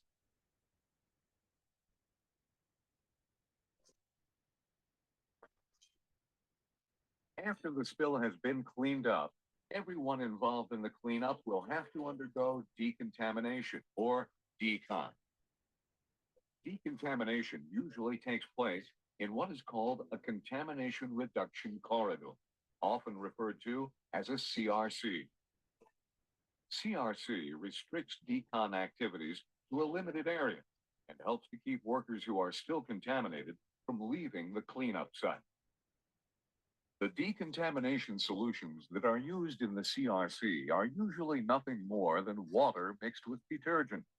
However, if you are contaminated by a substance that will react with water, a specialized decontamination mixture must be used. Note the Remember, sandbags so you don't kick it over. Completed, the solutions used in the contamination There's your reduction IC. need to be properly disposed of. These solutions are often contaminated and must be handled according to specific OSHA guidelines. See your supervisor if you have any questions about how to deal with used decontamination solutions. All right, what do we do for that? Like, that's another big question. What would you do with the material, the spilled particulate or the slurry that you make? That again has to be barreled or packaged or contained. And then it depends on the local policies, local protocols. There are in some places, there are hazmat like recovery crews that are private businesses that go and manage it, kind of along the same ilk as the what do you call the stuff that's in the walls? What is that stuff called? That's bad for you. You know what it is. What is it? Fibrous glass. Fibrous glass is not fiberglass though. It's I'll think of it. And what that is same idea. There's an agency that's contracted that comes and picks all this stuff up and brings it to a facility for either burial or maybe incineration. But all of that will be explained when you get there. So I mean, a lot of times you just show up on these calls and it's like there's 4 barrels that somebody had in their house or in their garage or their shop, and they drop these 50 gallons. It's basically 50 gallons or more of a substance needs to be designated hazmat until known otherwise. And asbestos. Thank you. All right. So if you come across a call like that, you're driving down the road and you see these barrels laying out, you got to call it in. Big barrel or 150-gallon drum or more, that needs to be analyzed by hazardous materials crew. One of those crews, man, I just, it's a tough job. Very, very grueling. It's a time taxing procedure, a lot of regulations involved in it. So sometimes private industry gets involved because they can make a killing doing it. But it takes time to deal with all these things. And if you got to flush down the water, well, where are you flushing it to? because you can't go into the sink. It can't go into the gutter. Everything drains in here, the bay. So all of those things have to be accounted for. All right, let's take another break and come back and do what we do for being contaminated. Almost there. So let's get into managing contaminations. Whoops, what happened?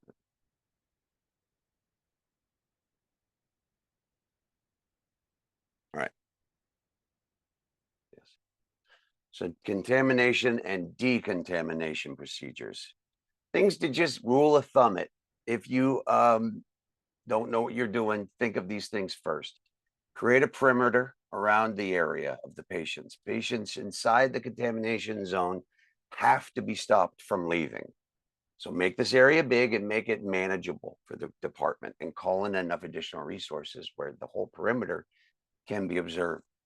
This is particularly important for biohazard, germ warfare, and not so much anthrax, but COVID, or maybe SARS or sarin, or let's say SARS, because those people that have been exposed may not show signs or symptoms for several days. And by the time they start to show it and know there's something wrong, they've exposed a number of people in the public. That can't happen. We have to stop them from getting out. If you happen to see somebody trying to get away, tell them to stop where they are, stay calm, report the breach to the incident commander, and make plans for immediate patient decontamination. That goes for everybody there. Stay where you are, everyone. Come to this distance. Don't come any further than here. We're going to make sure that you get the treatment you need, but you need to stay away from everybody else so we can set up. They've talked about some pretty serious ways of keeping people from fleeing, up to and including shooting at them, non-lethal shots, to keep people in the same location. Say, in a baseball or football stadium, when it's all been infiltrated and contaminated with some kind of virus. You're going to have a bit of bedlam. We're not doing that, thankfully, but those ideas have been floated. Okay. So with these situations, depending on the number of patients, and it may even be less than 6, we say with an MCI, if you had to put a number on it, it would be 6 or more patients. But due to the fact that each one of these patients requires a whole litany of protocols, we're not going to have the basic EMT crew power to manage this the way we would a natural call with 3 or 4 patients. It's going to need a couple crews. So MCIs, multi-casualty incidents, can be queued at a less than 6 patient situation. Remember, with MCIs, the same protocols go into place. You are not treating when you triage. You're moving them out of the hot zone into either the warm or the decon to the cold zone. And once you get them into that area, you've moved them from triage to treatment. The patients begin to get basic life support. That's what you're trying to work on. Get them on oxygen. If they have clothing on that is constrictive, or they have watches, rings, things where if there's any inflammation from the contact, it's going to swell, potentially cause circumferential strangling, or suffocation. Get all their equipment off, get their clothing off, and get them deconned. And it's all BLS stuff beforehand. If need be, you can give a non-rebreather, a nasal cannula, but when you go towards the patient's airway, not just you, but think if they have contaminant on their bodies, and now you're taking something from the outside and putting it into their mouths, you're moving outside and inside stuff back and forth. You don't want to do that. So if you're using things like an OPA, or you're using an intubation, which when you're a paramedic, don't do it. Don't open up the airway and expose somebody and infiltrate into a much deeper tissue lining. Keep it all exterior. Some decontamination for the situation. You got the hose line. This is all set up pre in existence, and this is what the HAZMAT crew would have on their rig or in a trailer. And they pull up and just deploy all of this stuff, the buckets, the wading pool, the big showering. This can hook up to a home hose line. This can hook up to the fire engine, water. You know, you can do a whole bunch of stuff. So remove the clothing, get them all off, wash them down with soap and water, potentially repeat that wash down. Watch the problematic areas. Where are those? Well, eyes, face, armpits, groin, buttocks, you know, crevices and creases where stuff will sit, or places where there are lymph node collections. Get those cleaned off. Even bottoms of feet, highly porous. As we've done with this before, brush away dry chemical as much as possible. And then you can, before you've neutralized with water, and then at least flush, especially the eyes, for 15 to 20 minutes with saline, so that you clean out that area. And then here's this guy doing his decon training and his decon lectures for everybody. I was big on this after I had cancer. So I ended up doing all the decon videos and trying to get everybody to fall in line. So anyway, then you take your bag, and this is a particularly different bag. You're going to bag all of your gear appropriately. If it's biohazard, you're going to need to put it in a red biohazard bag. If it's something as simple as poison oak, you got to label it and put on a specific hazard, that so the people cleaning it are well aware of it. If it is a hazardous material, it has to go in a HAZMAT bag or box, and that might be the last time you had that equipment. Even if it's your own PPE and turnout stuff. So in there is a bag, you got your gear, you put a tag on there for the specific cleaning and mitigation techniques needed. And then this should be managed appropriately. If it's hazardous, if it's radiological, it shouldn't be back at the fire station like I am here, but it should be someplace, you know, and properly disposed of, from scene to safety cleaning area. What about environmental issues? Of course, we have to watch out where the runoff goes. We saw that image of the oil slick in East Palestine. You don't want to be the captain or the fire department responsible for that. This is now what we have to be very aware of, is actual terrorist activity or malicious intent exposures. Invisible terror, an unthinkable act. With the thousands of Tokyo commuters returning to work, the unthinkable became a terrible reality on Monday morning. They staggered out of the subway, eyes streaming, noses bleeding, many collapsing. Others suffered convulsions and vomiting.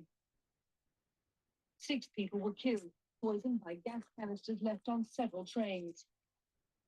10 more sank into a coma, to be affected by the deadly gas which spread through the carriages. Rescuers in protective suits were swiftly on the scene. Lessons learned from the Kobe earthquake. It seems the fumes contained sarin, the nerve gas developed in Nazi Germany, said to be 500 times more toxic than cyanide. Police say the deadly plot must have involved many people, as the newspaper wrap packages were left at the same time on different lines within Tokyo's subway system. More than 3,000 people were admitted to hospitals throughout Tokyo. Emergency departments struggle to cope with the sudden rush of those affected by the nerve gas. The subway system was closed as police checked for further packages. The noxious gas-coated surfaces inside the subway, but a clean-up operation had to be quickly started. Every item of litter was inspected and sanitized to make sure none of the poison remained. Still wearing protective clothing, clean-up. All right, so that happened in the late 90s. I want to say 95 or 96 or 97. Right? Yeah, I think it was 96 or 97. And that was done by an organization that wanted to bring on the end of the world. That's basically what they said. They wanted to destroy humanity. Fortunately, the agency kind of goofed up a couple times. They didn't get them to detonate the way they were supposed to.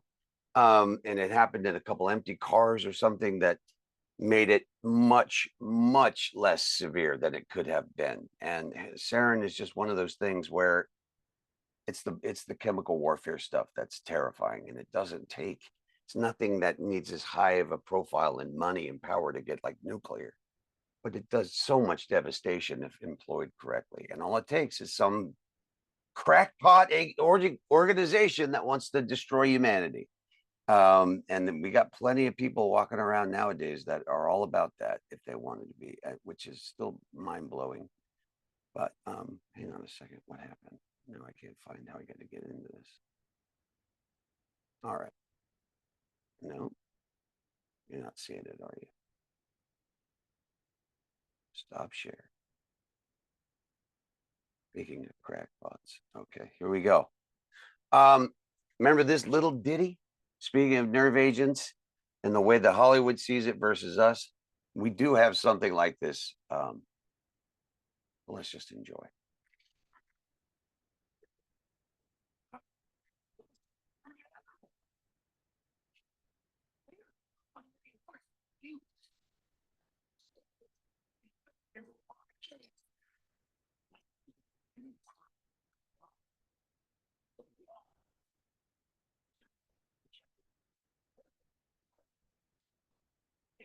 Yes.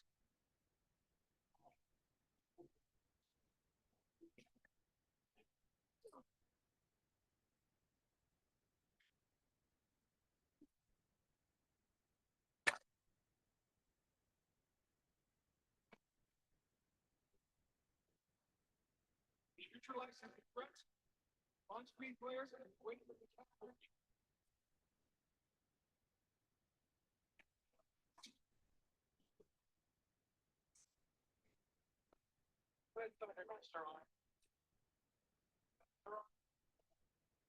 on target.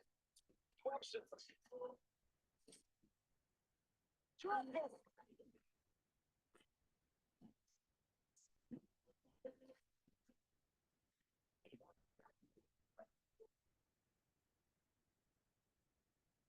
God bless Nick Cage. Yes, we do have something that you have to stick yourself with, an auto injector. It does not have to go intracardiac. So far as I know, we don't do anything intracardiac. Maybe the pericardial synthesis at the hospital, but that's really to drain the pericardial sac, not the heart. So if you're shooting towards the chest, go lower. This goes in the same spot as our auto injectors for epinephrine. Instead of epinephrine here, though, we have something called pralidoxime chloride, and usually some kind of atropine, which is a what do I want to say? It's a parasympathetic. It basically stops parasympathetic tone. Okay, so let's talk about what we use these for in organophosphate poisonings and insecticides, in sarin nerve gas. They are parasympathetic stimulating agents. They're parasympathetic or parasympathetophilic agents. They stimulate the parasympathetic nervous system. And we have to stop that. We have to basically neutralize that stimulus, that hyperstimulation, in order to bring people back from death. So if you think about epinephrine is a sympathetic stimulant, an agonist. That's one way to stop sympathetic tone. You're basically having the two fight. The other way to get this, so if you go up in parasympathetic tone, you can then also go up with sympathetic, like epi, and they're at this higher level. Another way to fix it would be if your parasympathetic tone goes up, you can give a drug like atropine to bring it back down and now stabilize your body that way. And so that's what we're doing with the atropine and the 2-pion chloride. Basically, it's going to cause what happens with parasympathetic. It's the exact opposite of what epinephrine would do to your system. So rather than bringing your heart rate up, it drops it way down. Rather than bringing your blood pressure way up, you bottom out and completely vasodilate. Your blood just oozes into your periphery. With a sympathetic stimulation, the blood gets shunted from the digestive tract to go to all the other parts of the body to fight and flee. In this case, all of the blood and parasympathetic tone goes to the digestive tract. So now, instead of a dry mouth, you get salivation. Your eyes begin tearing up. All your nose becomes congested. Your stomach goes into hyperactivity. You begin vomiting.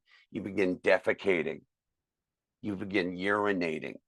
Seizures occur. You go into this massive, like, floppy dead body with all of this juices running out of it. And so before that happens, if you can, we grab one of these. We grab, does it keep doing it? Is it showing it? No, it's not. We would grab a Mark I duodot auto injector. And in there, you have your atropine and your pralidoxime or 2-PAM chloride.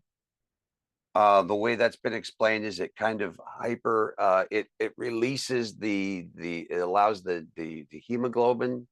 I could be wrong on this now. I'm going to freak out because I'm on YouTube, but hemoglobin is now able to attract oxygen. You're able to transport oxygen where before that you weren't able to, kind of like how cyanide does that, or carbon monoxide. And the atropine is going to neutralize the parasympathetic tone. It reactivates your cholinesterase. It gives, in conjunction with anti-seizure meds, if you're seizing, you are also going to give something like Valium or Versed or Ativan or something, or diazepam, midazolam, any of those. Versed is midazolam, Valium is diazepam. It must be given. The thing is, if the patient's having seizures based on an organophosphate poisoning, like sarin is an organophosphate. Insecticides are an organophosphate. If you're having seizures due to organophosphate poisoning, you can give all the diazepam and midazolam anti-seizure medication you've got. It's not going to fix the root cause of the seizure. In order to manage the seizure, if it's from organophosphate poisoning, is by giving the Mark I auto injector, by giving atropine and pralidoxime chloride. Oh, by the way, this is in your ambulance and it is for you and your crew, and that's it. And so if you show up on a call and you see this going on, you see people vomiting, diarrhea, laying on the ground, unconscious, seizing, get back in your rig, grab this and inject every one of you. Roll the windows up, turn the fan off, and get out of there if you can. And hopefully you've caught it soon enough that if you have been exposed, you don't die in the ambulance after you've done this. We typically have, as we'll watch in the video, 2 per each person, and that's it. Now, if we survive this and we go into work in this hazardous environment, we have a box that's called the WMD box. It's a weapons of mass destruction box, which I'll show you in a minute. And it has in there atropine and doses of other meds for the patients and for us if we need it. But in this situation, the priority is us first, then the crew. Us first, then the crew, then public, and then the exposed patients. It's got a little explanation on how it works. You can follow that on the injector box. Here's a better way of seeing it.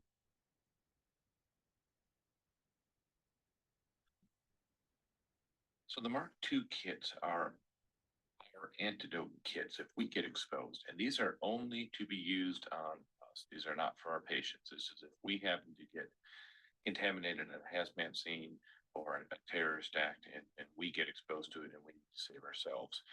So these are sort of a stopgap measure for us, hopefully get us through and get us to where we get more help. Every ambulance is supposed to have one of these type kits or something similar to it that has similar medications. When do we use these? Well, actually, it tells us on the back. If you remember your sludges from your hazmat or toxicology chapters, you know that if you're exposed and you experience these signs and symptoms. This is what is on our MCI sheet, sludge M. Sometimes you'll see dumbbells, but this means all of these things here you can see are associated with the digestive system and the parasympathetic system.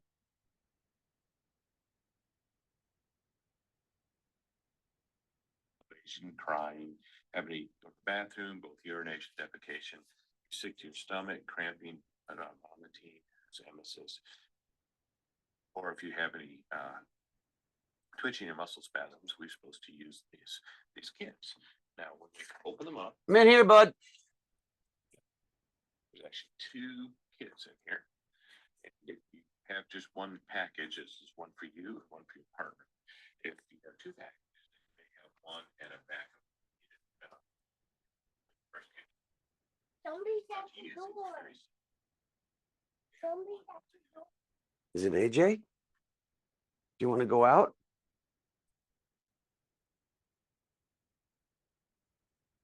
Nobody's there. Okay, let's get your shoes on. We can go out. Go ahead. Click it and you press it until it ejects.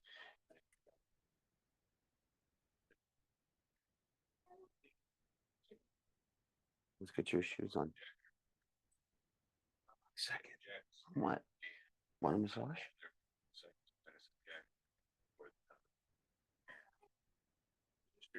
Your antidote. This one ain't working against everything that we're exposed to, but many of the chemicals, toxins that we have, like a HAZMAT or a Terrorism, these will help with. But these are only to be used for you and only to be used if you get exposed.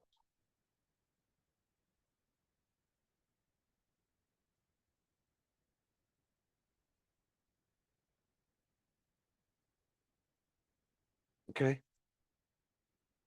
Let's get your shoes on. I got to finish this recording. I got about 5 minutes. I understand that, honey. Let me just finish this up.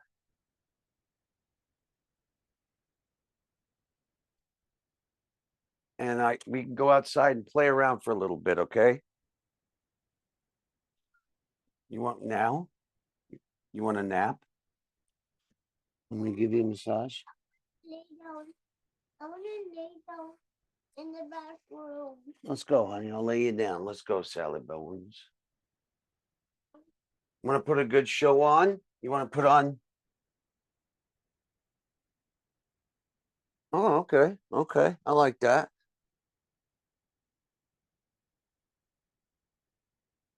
Some massy vanilla. It's not, well. Oh, it's not. Dinosaur show. What kind of dinosaur show would you like? Best dinosaur animation. Ooh, look at that. Best of dinosaurs. Look at that.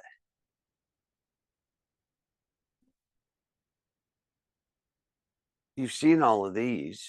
Why don't you see that dinosaur animation? Do you want to see this? Let's see what this looks like. Look at that. Oh, look at this. Really? Look at it. You can see his eyes and everything. Oh, look. Is that Stumpy? That's Stumpy.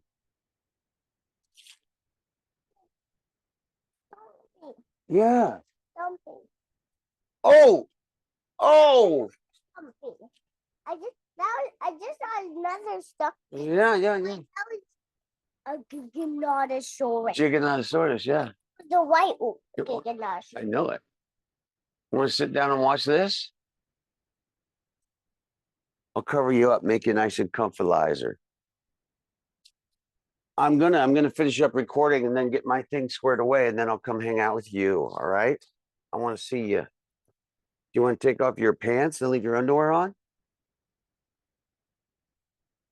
Can I put the blanket on? Of course. Let's get nice and comfed out, dude. This is kind of tight on you now. I want to put all my pants on. You want them on? You want a new pair of pants so they're comfortable? And the pants. All right, I'll leave them on.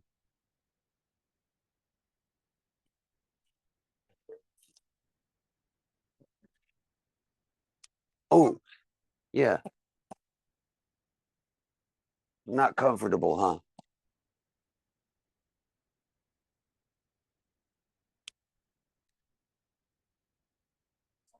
I'll be back.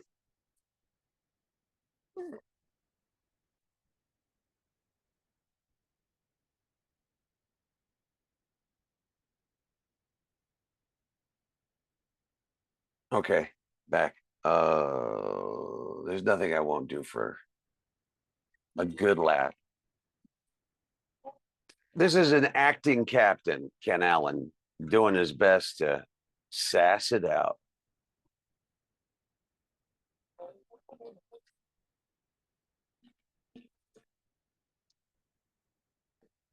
Okay, so what's going on here? Well, aside from me trying to make it fun enough so the rest of the crews do it, you want to make sure you do decon, not just on hazmat scenes, but on all fires. And this is the protocol now to do on fires. You get hosed down with your gear on, then you take it all off and you bag your gear. And now you're in your, pair shirt and shorts or pants, and you wear that back to the station. This is after you've fought the fire, and you bag all of your fire PPE, and that gets dropped off. You don't wear that any longer than you need to. There's areas in here where soot and contamination and cancer-causing carcinogens are going to get into your suit. The less you have to wear it, the better off you are. Get the decon with a high-pressure hose, wash you down, and then take that stuff, put it away. And when you get back to the fire station, in order of some, people there will say, get the fire engine back at service, followed by each member of the crew washing off. And you'll notice how long it takes to stop smelling like smoke. Days to weeks. That is all the carcinogens in and on your skin and in your hair. And the sooner you can get that off, the better off you'll be in the long term. So when you finish with a big fire, you need to go out of service, go back to the station, take off, you have your gear off, you put that in the area to clean it, get your new gear ready to go, put the hose back on the engine, refill the air in the SCBAs, go shower, preferably with some mitigating soap, some soap that gets rid of the carcinogens, wash that down, disinfect, bag up the gear if you haven't done that already. This would be at the scene, and go, and then go back into service. We should have 2, and I think they're working now on getting 3 sets of personal turnout gear for each member. Just takes a lot of money, and big departments don't have that money right off the hand. Okay, so in the ambulance or in the fire engine now, post 9/11, we have the WMD kit. And in this kit, it has the neutralizing agents for chemical, radioactive, and biological. So it's got ciprofloxacin and methicillin. Those are very, very powerful antibiotics for things like anthrax. You have iodine, potassium iodide, which bonds to the thyroid and doesn't allow radiation to get into the body. When you're exposed, it initially gets into the thyroid, it is absorbed there and then spreads out through your body. By taking a huge dose of potassium iodide, you basically block the thyroid from absorbing most of the radiation. Now, it also makes you violently ill, but maybe you stay alive for a few more years. You have the neurological stuff, the 2-PAM chloride for benzodiazepines, like Versed and Valium, and you have the atropine. And there will be, in this kit, there's doses, like 40 doses, 1 milliliter of atropines that you can just draw up. There will also be a whole 40 or 50 syringes ready to go that you just draw up the atropine, and you're giving them to each patient that you have, depending on the emergency. There will be a Geiger counter. That, I believe, is the Geiger there. It might be that, which is a means of measuring radiation. It ticks whenever you get close to it. It makes little chirps, or the more radiation, the more radioactive. It's essentially the decaying of an atom is like there's electrons and protons flying off, and that thing detects them and makes a tick sound. There's going to be, like I said, needles, syringes, filters to draw up medication to give to many different people. In addition to the crew, this is the box that you would give for patients. All right, it's your own PPE and some septic wipes. Typically, the purple in anything means vericidal, unless it's equipment, in which case purple will mean pediatric most of the time. And this is sealed, and this has a serial number on it. And anytime that tag gets snapped, even for an accident, has to be brought in, inventoried, and maintained and brought back with a new one. The issue is that there are benzodiazepines in it, and those are addictive and also, very potent. Also, every 2 years, most of these things have to be revamped. So you go and have those checked out, and you get newer prescriptions with a longer shelf life, and they switch it out about every 2 years. Fortunately, that's how they've been getting used up since 9/11. We're not going on these events that often that we have to like continually restock these boxes. Basically, they get restocked every 2 years when the shelf life of the medication has expired. Okay, that's a WMD box, but in every fire engine, specifically, I'm just talking the fire crews here, because will expose ourselves to a lot of stuff that EMS, EMTs will not, for better or worse. There's a decon kit, as I mentioned. We do the gross decon where you spray down the people in the PPE. And you take that off. Even before that, though, there's a hose to do that. There's what they call hero wipes or decontaminating, neutralizing, carcinogen neutralizing wipes. And you would spend a lot of time with that on your face, on your nose, on your lips, on your neck, behind the ears, groin, armpits. Clean them out. Maybe, go in the ambulance or go in the fire engine to get the groin and the armpits problem. Then you have regular detergent. You have the bags to wrap them up. You have a dust broom to wash away dry particulate, to brush off that dry particulate. If you need to get a little deeper, there are some scouring pads. There are other bags, shop cloths and things. And all of that stuff should be used and then restocked after the call. For you, for long-term safety, make sure anytime there's a possible contamination, not just a hazmat, every fire you go on, every spill of substance you go on, every contagion, you could even do it for the flu. Any sickness that you go on, fill out an exposure report. They take, when you get to your agency, there are online documenting exposure reports that take about 45 seconds to do. They're just a quick PDF. You fill out what were you exposed to, how much you think it was, how long were you exposed to it, what was the chemical, what's the concern, if it's smoke, what color smoke, how much of it was there, was it charged, was it wispy, how close were you to the fire. Document it, time, date, document. At the end of your career, if you have some kind of communicable disease, cancers, or heart disease, that stack of exposure reports is going to mean the difference between the city denying your claim or you getting a disability retirement. It saved my bacon. I'm here to tell you, out of personal experience, they will deny your claim. It's probably not the city. It's the insurance agency the city is contracted. They denied my cancer the first time. I had to fight for 2 years before they cleared it and said, yes, all right, it was causal to the job. Then it recurred and they denied it again. Now, I don't know how they get around that. I don't know what the thinking was. But again, I had to go through 2 more years of litigation to get that one cleared. Now I've had a third cancer and I have not been cleared for that yet at all. They're supposed to cover medical bills, supposed to cover the flights, the hotels, the places to and from surgery. I'm down about $15,000. All right, I shouldn't get into this. It's supposed to be paid back. We'll see. Fill out these exposure reports. That and a lawyer will save your life, literally, in the end of the year, at the end of your career. Here's the exposure report on the desktop.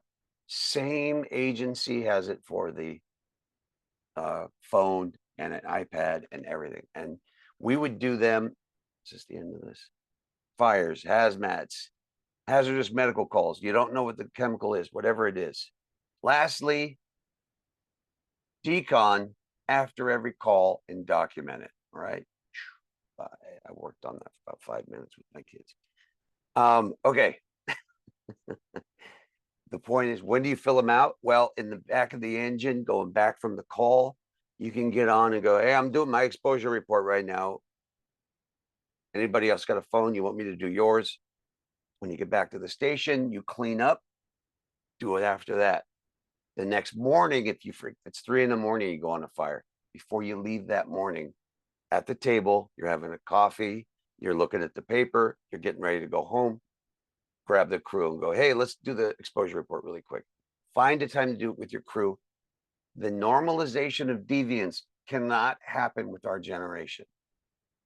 Be the normalization of ritual and do that as you're the new probie. I'm going to fill up my exposure report.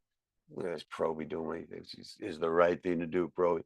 You get a good captain who goes, no, he's right. That's a good idea. Let's all do it. Captains on their way out have recognized the need for this. And now as we build this ritual and culture into the ranks, it'll just be a thing you do at the end. Like you're going to be going to bed that night and go, what are we forgetting? Oh, yeah, the exposure report. Let's do that real quick, everybody. Captain grabs everyone, goes, here, fill it out, fill it out, fill it out, fill it out. And everybody goes to bed. That's the culture we have to create. Everyone talks about firefighters like we're knuckleheads. We're not. We're very, very intelligent, meticulous individuals. We just need the inclination to do it. And too many of us have been sick, and you make it through 30 years. And then you have this great retirement the city agreed for. And then you die of cancer or heart disease 2 years into your retirement. City goes, thank you. Take all that money back. What else you want to bargain for in your unions in your retirement? That's great. 30 years full coverage? Sure. You're only going to make it for 2. And that's one of the other reasons why there's a lot of thought as to why the city isn't pushing these mandates for us to be clean and decon on scene. And that's a crazy way of looking at it. I think it's just, for whatever reason, let's be the people that outlast our careers and retire for longer than we worked. Wouldn't that be amazing? And it takes doing little safe practices and reinforcing it with the younger and trying to get the older to do it until that is the culture. So from me to you, please take care of yourselves, and I hope you're having a great weekend. Enjoy this. I'm glad you listened, and I hope it was entertaining. Back with one more after this. Bye.